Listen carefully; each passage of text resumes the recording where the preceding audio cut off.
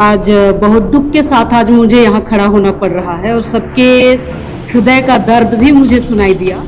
ये कहीं ना कहीं एक जनजातीय समाज का हुंकार है और यही हुंकार आज रांची विश्वविद्यालय के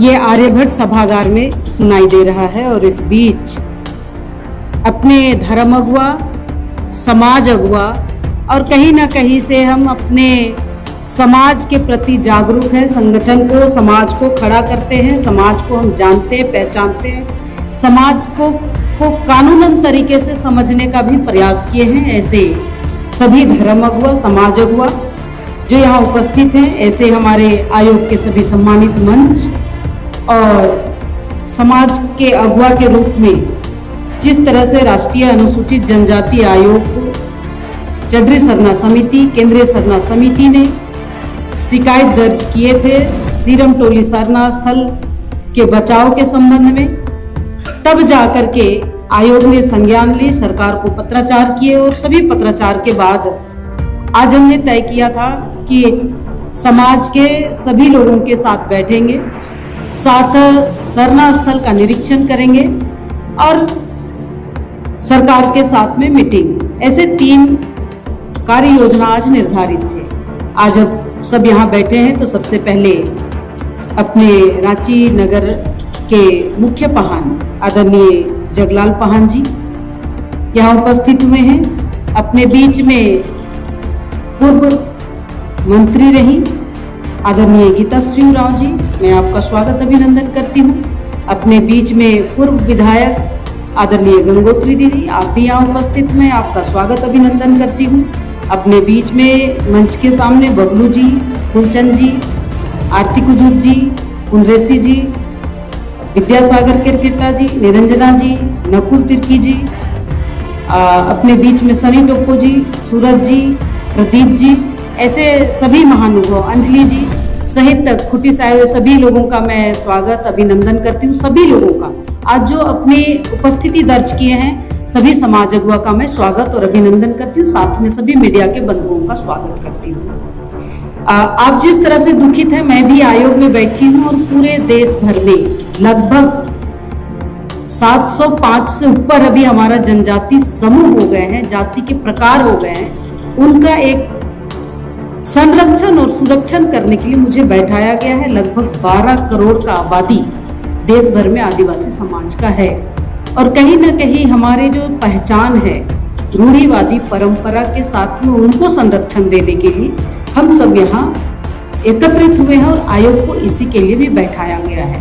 पहले एसटी और एससी आयोग एक साथ थे, लेकिन 2004 के बाद एसटी आयोग को और एससी आयोग को अलग किया गया, क्योंकि हमारा जो समाज है वो आज भी खुश किया जाता है बोलने के लिए, अपवाद होता है जो हम बोल पाते हैं और खड़ा होकर अपने विषय रख पाते हैं। चाहे हम गांव में रहने वाले हों या प्रशासनिक रूप में रहने वाले हों या हम सर्विस में रह रहे होंगे, लेकिन भी हम बहुत पीछे हैं जो हमें अनुभव मिल रहा है। मुझे 1 साल का जो अनुभव मिला उस अनुभव के तौर पर मैं बोल रही हूँ। और आज जब हम यहाँ बैठे हैं तो हमारा जो आयोग का माइंडेड है, मैं उनको पढ़ूंगी, फिर आपका एक एक विषय जो आपने रखा है उस पर बात करेंगे और उस बात पर आयोग क्या कार्रवाई करेगी वह भी हम तय करेंगे और बताएंगे। तो जैसे हमारा आयोग का माइंडेड है, मैं उनको पढ़ती हूँ। कानूनन और संवैधानिक रूप से जो चर्चा हमें करनी होगी, आयोग उस तरीके से काम करेगी। आज जिस तरह से राष्ट्रीय अनुसूचित जनजाति आयोग आपके सामने उपस्थित हुए हैं, मैं एक बार माइंडेड पढ़ती हूँ, फिर आगे एक एक विषय को पुनः चर्चा करेंगे। राष्ट्रीय अनुसूचित जनजाति आयोग भारत के संविधान के अनुच्छेद 338 का के अंतर्गत एक संवैधानिक निकाय है। राष्ट्रीय अनुसूचित जनजाति आयोग अनुसूचित जनजातियों के संरक्षण के लिए गठित एक संवैधानिक निकाय है। आयोग को अपनी कार्यविधि स्वयं निर्धारित करने का अधिकार है। संविधान के तहत इस आयोग को अनुसूचित जनजातियों को संविधान, किसी कानून अथवा सरकारी आदेश के तहत प्राप्त संरक्षण और सुरक्षण, जिसको हम अंग्रेजी में कहते हैं प्रोटेक्शन एंड सेफगार्ड के क्रियान्वयन का अन्वेषण तथा निगरानी करने का भी अधिकार प्राप्त है। साथ ही आयोग अनुसूचित जनजातियों से प्राप्त विनिर्दिष्ट शिकायत, जो भी शिकायत आयोग को दिया जाता है समाज के द्वारा, जनजाति समुदाय के द्वारा, उनका जांच भी करता है। आयोग अनुसूचित जनजातियों के सामाजिक आर्थिक विकास से जुड़ी योजना प्रक्रिया में भाग भी लेती है और सलाह भी देती है। जैसे अभी आपने जिस तरह से सामाजिक धरोहर पर धक्का पहुंचा है, इसके लिए आपने विषय लेकर के आए हैं, उस पर भी आयोग उस योजना प्रक्रिया में भाग लेने के लिए आई है और उसका सलाह देने के लिए सरकार को आगे काम करेगी। दूसरी बात, आयोग की अनुशंसाएं संबंधित विभागों द्वारा की गई कार्रवाई के साथ सांसद के पटल पर रखी जाती है। राष्ट्रपति के द्वारा सांसद के दोनों सदनों पर, राज्यसभा और लोकसभा दोनों सदनों पर रखी जाती है। संविधान के तहत किसी भी मामले का अन्वेषण करते समय आयोग को दीवानी न्यायालय यानी कि सिविल कोर्ट का सभी शक्तियां प्रदत्त होती है, जैसे समन जारी करना, भारत के किसी भी भाग से किसी व्यक्ति को जांच हेतु आयोग के सामने उपस्थित करना, शपथ पर उनका परीक्षण कराना तथा किसी भी सार्वजनिक दस्तावेज को, जैसे अभी आप लोग बोल रहे थे ना, टेंडर हुआ है, टेंडर का कॉपी नहीं है, हमें बताया नहीं गया है, तो ऐसे कोई भी मामला होगा, कोई भी विषय होंगे, कोई भी इस विषय पर चर्चाएं किए होंगे, उनका सभी दस्तावेज आयोग मांगेगी और उन पर प्रस्तुत भी करा सकते हैं। तो आज जो हम लोग यहाँ बैठक कर रहे हैं, आज का जो बैठक में आप सबका विचार आया है, सबका विचार कहीं ना कहीं हमने नोट किया है और उस नोट के साथ में वो हमारा रिपोर्ट होगा, जिसको हम कहते हैं हमारा एक्शन टेकन रिपोर्ट है। इस रिपोर्ट को सरकार को भी देंगे, राष्ट्रपति को भी जाएगा और ये हम कहेंगे कि आयोग के माध्यम से जो भी कथन आज सामने आया है वो वास्तविक जानकारी और उनका एक शपथ पर दिया हुआ बयान मानेंगे, जो आपने बोला है, जितने लोगों ने इस विषय को रखे हैं। तो आज का जो विषय है वो बैठक का जो है वो तथ्यपरक और वास्तविक प्रस्तुति हुई है कि सिरम टोली सरना स्थल का बचाव, उनका संघर्ष हर समाज ने खड़ा होकर के, हर सरना समिति ने खड़ा होकर के, हर संघर्ष मोर्चा ने खड़ा होकर के आज आयोग के सामने रखे हैं। अब इस विषय को ध्यान में रखते हुए आपका जो लेटर आया था उस सभी लेटर के बारे में मैं बात करूंगी।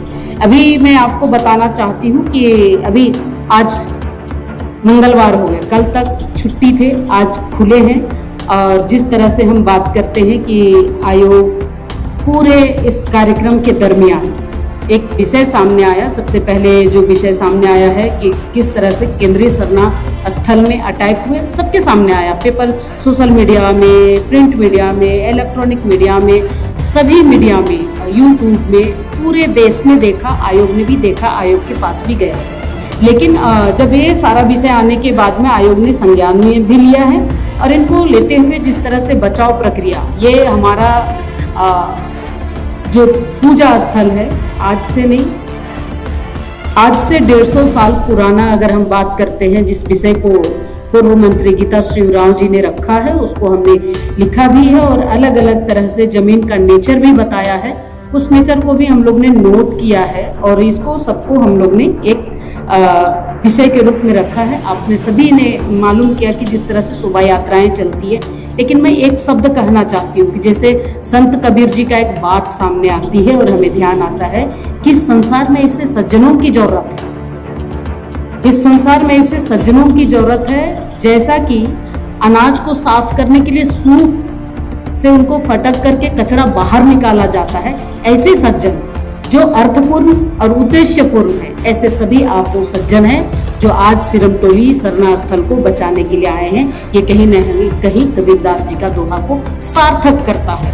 तो आज हम सब यहाँ आए हैं और इसके लिए जब हम बात करते हैं तो सबसे बड़ी बात इस उद्देश्य को सार्थक करने के लिए जो हम कहते हैं ना, डिटेल प्रोजेक्ट रिपोर्ट, जो डिटेल प्रोजेक्ट रिपोर्ट है वो आपके पास नहीं है, आपने मांगा भी, आपको दिया नहीं है, लेकिन जब आप आयोग आई है तो नोट करते जाएंगे, वो सब विषय भी सामने आएगा कि जो हमारा डिटेल प्रोजेक्ट रिपोर्ट है वो पहले वहाँ देंगे।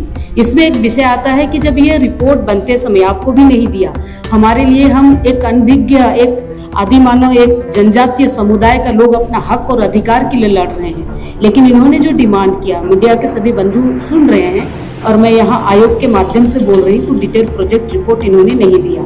जिस तरह से हम कहते हैं ये सिरमटोली सरना स्थल, ये अगर कोई बालाजी टेम्पल होता, रोज पूजा करने वाले लोग होते, किसी का मजाल होता कि इसको कोई रोक पाता?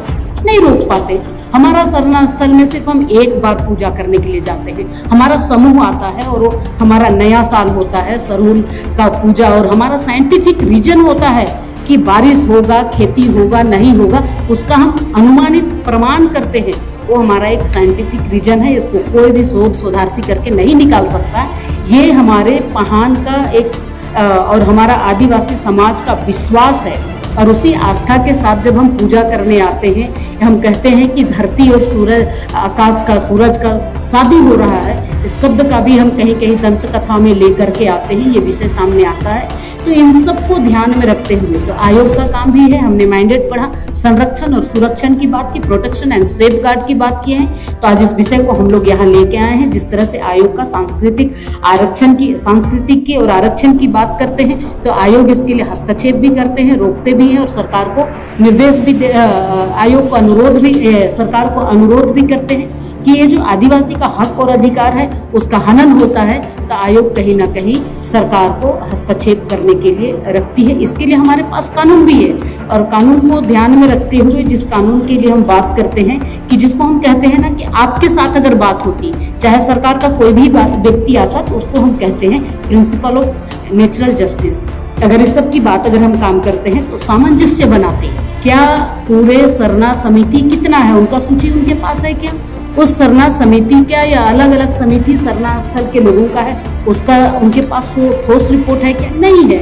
अगर होती तो शायद आपको स्टेक होल्डर का मीटिंग में बुलाते, तो आपसे पूछते आप क्या चाहते हैं। जैसे उदाहरण के लिए मैं रांची नगर निगम में थी, तब हज हाउस बन रहे थे, उस समय भी एक स्टेक होल्डर मीटिंग बुलाया गया और उनसे बात किया गया कि आपका ये भवन कैसे बनेगा। तो सबका एक आता है कि हम कैसे उनका बता सकते हैं डिजाइन कैसे हो सकता है। ऐसे अभी सूरज जी यहाँ बैठे हैं, करमटोली का जो तालाब का निर्माण हो रहा था, तब भी स्टेक होल्डर मीटिंग आई और उन्होंने कहा कि जिस तरह से समाज में एक पहचान जाए, समाज के लिए एक धरोहर बने, ऐसे स्टेक होल्डर का भी एक बयान आना चाहिए, जो इस डीपीआर की अगर बात करूं उसमें नहीं है। अभी हम साइड देखेंगे राज्य सरकार की, तो राज्य सरकार की साइड में जो प्रोजेक्ट साइड होता है और टेंडर साइड होता है, उनका टेंडर कोट किया जाता है, उस साइड में आप देखिए तो ऑनलाइन सिस्टम जो होता है वो है ही नहीं। तो आप देखना भी चाहेंगे तो देख नहीं पाएंगे। ये किस कारण से है मुझे जानकारी नहीं है, जब हम जाएंगे आगे बात करेंगे तो ये सारा विषय सामने आएगा। अभी ये विषय सामने आपने लेकर के आए हैं दुख के साथ। और अंतिम बात मैं कहना चाहती हूँ, मुझे भी बहुत दुख हुआ है, और आज जिस तरह से झारखंड में आदिवासी समाज दो चार हो रहे हैं, शायद ये तो मैं आयोग में आने के बाद देखी हूँ, लगभग संथाल परगना से लेकर के पूरे दक्षिणी छोटा नागपुर और उत्तरी छोटा नागपुर से लेकर के मैं कोल्हान तक, सभी का लगभग 22 जिला को मैं भ्रमण की। धनबाद में भी 1-2% आदिवासी समाज है, मैं वहां भी गई। मैं यहाँ ही नहीं, मैं गुजरात का भी जामनगर में 1% आदिवासी समाज है, मैं वहां भी गई। हजारों की संख्या जहां है वहां तो सब जा रहे हैं, लेकिन 1-2% को भी समझने और देखने की जरूरत है। इनको जब हमने देखा और झारखंड का स्थिति परिस्थिति को अगर मैं समझती हूँ, तो आज पूरी तरह से आयोग का एक रिपोर्ट बना है डेमोग्राफी चेंज करके, उसका 4 जिला का हमने आपके सामने में आकलन किया है। आज हम आंदोलन कर रहे हैं एक उदाहरण के रूप में कि सिरमटोली सरना स्थल, यही उदाहरण जाएगा संथाल परगना तक। और संथाल परगना में जिस तरह से गोचर की भूमि को कब्रिस्तान में तब्दील किया जाता है, और उसमें जिला प्रशासन 28 लाख का योजना लेकर के आती है, शायद अगर आयोग नहीं जाती तो वो स्थगित नहीं होता और गोचर की भूमि पर कब्जा होता। तो ये कहीं ना कहीं आयोग के जाने से रुका। उदाहरण के लिए मैं 2 दिन पहले चली गई थी हिंदपीढ़ी में, वो भी तुरंत में मामला आया। मेरा एक मकसद है, आयोग का मकसद है, अगर हमें लगता है कि फील्ड विजिट करके अगर हमें समाधान मिलता है तो करना चाहिए। शायद अगर हिंदपीढ़ी नहीं जाते तो शायद उनका जमीन भी कब्जा हो जाता। और आज जब वहाँ पूरा प्रशासन के साथ में उनका एग्रीमेंट हमने लिखवाया है कि जो भी समाज का अगुआ वहाँ थे, जो बैठक हुई, तो उनका भाई भैयाद में ही बंटवारा हो, कोई थर्ड पार्टी अगर लेके जाता है तो उस पर पुलिस कार्रवाई करेगी। तो आज जो हम लोग ने स्टेक होल्डर मीटिंग के लिए आज का जो बैठक हुई उसकी अगर हम बात करते हैं तो ये मामला ऐसा नहीं है। हम अगर क्वेश्चन खड़ा करते हैं तो ये हमारा एक विषय सामने निकल करके आया। बहुत दुख होता है क्योंकि मैं यहाँ की बेटी हूँ और यहाँ रांची नगर निगम में रही हूँ, इसलिए गली मोहल्ला भी जानती हूँ, गांव से निकल करके आई हूँ, इसलिए गांव का दर्द भी जानती हूँ कि हमारी बेटियों के लिए, हमारा आदिवासी समाज का जमीन के लिए, हमारा आदिवासी समाज का माटी के लिए, माटी बेटी और रोटी की अगर हम बात करते हैं तो बहुत खतरे में है। आज अगर आप इस विषय को उठा रहे हैं तो मैं कहूँगी कि हमारा जो सांस्कृतिक धरोहर है वो भी खतरे में दिखाई दे रहे हैं। तो इस ओर भी ध्यान आकृष्ट करने की आवश्यकता है और इसके लिए आयोग जरूर संज्ञान में ली है और इसको दूर तलक जाएगी। आपको मैं इतना ही कहूँगी कि आप संवैधानिक रूप से कानून को अपने हाथ में ना लेकर के आप आंदोलन जारी रखिएगा, रोकिएगा नहीं, मैं यही कहूँगी। दूसरा बात, सरकार ने कल छुट्टी के दिन में एक लेटर निकाला, ये बहुत ही दुर्भाग्यपूर्ण और बहुत दुख के साथ मैं यह बात करना चाह रही हूँ कि सरकार ने, जब हम पूरा अधिकारी रांची आने के लिए रेडी हो गए, हमारे पूरा टीम दिल्ली एयरपोर्ट पहुँचते हैं, उस समय लेटर निकलता है और मैं आप सबको बहुत दुख के साथ में बताना चाहती हूँ। सरकार का लेटर है, कृपानंद झा है सरकार के सचिव, उन्होंने लिखा है कि दिनांक 13/5/2025 को निर्धारित बैठक स्थगित करने के संबंध में, और उन्होंने कहा है कि 26/1/2024 और 7/5/2025 ये पत्रांक है, उसमें कहा है कि निर्देशानुसार उपयुक्त विषय के संबंध में कहना है कि दिनांक 13/5/2025 को 3:30 बजे अपराह्न के में मुख्य सचिव एवं अन्य अधिकारियों के साथ निर्धारित बैठक को अपरिहार्य कारण, अब स्पष्ट नहीं है कि किस कारण से, आयोग को कभी भी कोई नोटिस या कोई लेटर जाता है तो किस कारण, वो कारण को स्पष्टता बताई जाती है, लेकिन सरकार ने यहाँ स्पष्ट नहीं किया है। सरकार ने कहा है कि अपरिहार्य कारणों से आयोजित करना संभव नहीं हो पाया है, लेकिन मैं आपको पूरा आश्वस्त करती हूँ, 2 दिन का इंतजार, 2 दिन का 3 दिन का समय मांगे हैं, चौथा दिन पुनः आयोग सरकार के साथ बैठक निर्धारित करेगी और ये आयोग के द्वारा जो लेटर आया है उसको करेगी ही, क्योंकि हमारा कानून में प्रावधान है। आप कभी देखेंगे आयोग का कानून बना हुआ है 10/8 में आप पढ़ेंगे तो उसमें जो भी कमीशन ने रिकमेंड किया है किसी भी योजना प्रक्रिया में भाग लेने के लिए, उस योजना प्रक्रिया का विकास काम नहीं करेंगे जब तक आयोग उनका अन्वेषण कर रहा है, आयोग उसका जांच कर रहा है, तब तक सरकार किसी तरह का उस जगह पर निर्माण काम नहीं करेगी, उद्घाटन नहीं करेगी, उस विषय पर चर्चा नहीं करेगी। ये आयोग का ये कानून में प्रावधान है और आयोग जब तक जांच करती है तब तक के लिए सरकार किसी तरह का कोई काम वहां नहीं करेगी। ये आयोग के द्वारा भी सरकार को अनुशंसा है और ये डिटेल जानकारी उनको देना पड़ेगा आयोग को, और आयोग का जब तक उनके साथ बैठक नहीं हो जाती है, आयोग के साथ में उनकी चर्चा जब तक नहीं हो जाती है, तब तक वो कोई भी काम नहीं करेंगे। और आयोग आज का जो आप सभी के साथ जो हमारी मीटिंग हुई है इसी का हवाला देंगे और पुनः इस लेटर को हम राष्ट्रपति को भी अनुशंसा करेंगे और वहां से भी इसका पहल होगा और हम कहेंगे कि जो भी बैठक है उद्देश्यपूर्ण है और ये उद्देश्यपूर्ण होने के नाते राज्य सरकार कहीं कोई और आगे कार्रवाई नहीं करेगी जब तक आयोग के पास ये संज्ञान में रहेगा, जांच चलेगा, अन्वेषण चलेगा। तो ये विषय सामने आई है। बाकी आयोग आपके साथ है, किसी भी तरह का मैटर और मामला आता है तो आयोग इसको संज्ञान में लेती है। अभी हम जाएंगे सीरम टोली चौक का विजिट करेंगे और वहाँ जिस तरह से काम आया है हमारा भी रिपोर्टिंग होगा और पूरा रिपोर्टिंग होने के बाद में हमारे साथ में ITDA का प्रोजेक्ट डायरेक्टर भी है, उनका वो भी पूरा रिपोर्ट तैयार करेंगे। पूरा टीम है राज्य सरकार का, वो भी पूरा एक रिपोर्ट तैयार करेंगे और आज के रिपोर्ट के बाद हमारे यहाँ से नोटिस पुनः एक राज्य सरकार को आज रिपोर्ट बनने के बाद कल उनको जाएगा नोटिस पुनः, और 3 दिन के बाद पुनः एक बैठक स्थापित करेंगे और बैठक के बाद सरकार आयोग के साथ वार्ता करेगी, विचार करेगी और साथ में आपने जो रिक्वेस्ट किए हैं उसको भी हम सुनेंगे, आपके साथ में भी बैठेंगे तो ये अच्छा रहेगा। ये भी आयोग निवेदन करेगी ताकि हमारा समाज समझ पाएंगे। क्योंकि समाज को बचाना है तो भगवान बिरसा मुंडा बनना पड़ेगा, सिंगी दई बनना पड़ेगा, वीर बुद्धू भगत बनना पड़ेगा, जतरा टाना भगत बनना पड़ेगा, सिद्धू कानू बनना पड़ेगा। जब तक हम नहीं बनेंगे तब तक उलगुलान अधूरा रहेगा। उलगुलान तो करते रहिए, कोई रोकेगा नहीं। हम भी एक आदिवासी समाज की बेटी है, मेरा भी हक और अधिकार है, जिससे मेरा पहचान है, जिस रांची से मेरी लगाव है और उस रांची का परिचय से ही आज हम आयोग का मेंबर भी संभवतः बने हैं। तो यहाँ का दर्द मेरे पास रहेगा, रोटी बेटी माटी का सवाल होगा, सांस्कृतिक आस्था का धरोहर होगा, धरोहर का बचाव का होगा, और आयोग का जितना ताकत होगा आयोग उसके लिए काम करेगी और अंतिम तक जाएंगे, और ये हमारा सिरमटोली सरना स्थल बचा रहेगा, ऐसा पूरा भरोसा दिला। धन्यवाद।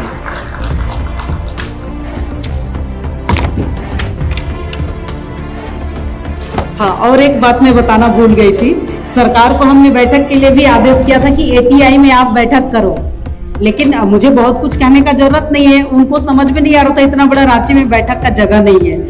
हमें ही बताना पड़ा कि आप आर्यभट्ट सभागार करो, और हमने रांची विश्वविद्यालय के VC से बात किए और फिर आनंद फानंद में सरकार लेटर निकाली और ये जगह तय हुआ। तो इसके लिए चलिए कम से कम आपको बैठने का एक जगह बना और हम सब बैठ पाए, अपने विचार रख पाए, और एक आंदोलन आप कर रहे हैं वो आप जारी रखिए, लेकिन संवैधानिक रूप से कानूनन तौर पर। अभी एक बहन ने विषय उठाए थे ना कि हमने ये क्या नाम उनका, सविता ने विषय उठाए थे कि जो हमारी जमीन है गैर मंजूरवा खास और आम की बात किए हैं, और निर्णय किसी एक विषय पर पिटीशन डाला गया था माननीय उच्च न्यायालय में, तो उन्होंने जस्टिस किया है लेकिन उस विषय पर नहीं। लेकिन सरकार को इसको हस्तक्षेप करना चाहिए था अपने तरीके से, जो नहीं हो पाया है। इनको डिटेल में जानने की आवश्यकता है। अगर पूरा जानकारी होगा तो कभी भी आप लोग जो जानकार अधिवक्ता है उनके साथ बातचीत करके कौन सा विषय पर डाले हैं, किस पर संज्ञान दिया गया है, किस पर वो नोटिस निकला, ये सभी के लिए नहीं है। इसको सरकार हस्तक्षेप कर सकती है। इस पर अगर आप लोग विषय रख सकते हैं तो आयोग को दे सकते हैं, आयोग इस पर भी संज्ञान ले सकती है। एक विषय नोट कर लीजिए, कभी भी आपके एरिया में कोई घटनाक्रम होता है तो आप ऑनलाइन तरीके से भी आयोग को शिकायत भेज सकते हैं। तो उसका हमारा वेबसाइट है ncst.grams.gov.in। तो इस पर आप ऑनलाइन कर सकते हैं। आपको दिल्ली आने का आवश्यकता नहीं है, आपको रांची का क्षेत्रीय कार्यालय में भी दे सकते हैं और इस विषय पर जानकारी ले सकते हैं। आपका शिकायत हमारे पास दर्ज है, इसका शिकायत नंबर भी है केंद्रीय सरना समिति सिरमटोली सरना स्थल का। तो हम सब मिल करके इसको निदान करेंगे। आप पर आयोग पर भरोसा है, आयोग जरूर इसके लिए लगी रहेगी।